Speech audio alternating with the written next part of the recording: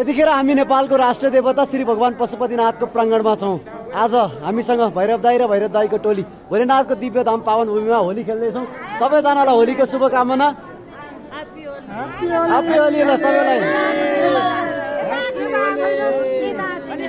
आज होली विशेष सबैजनाले होली खेल्नु होला, घरमा रमाएर बस्नु होला।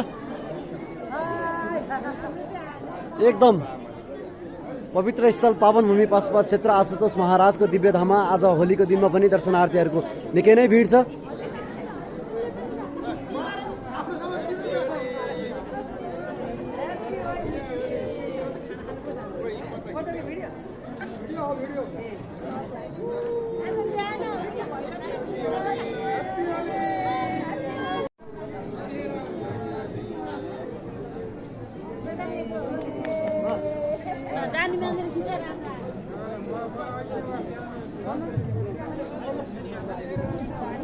देखो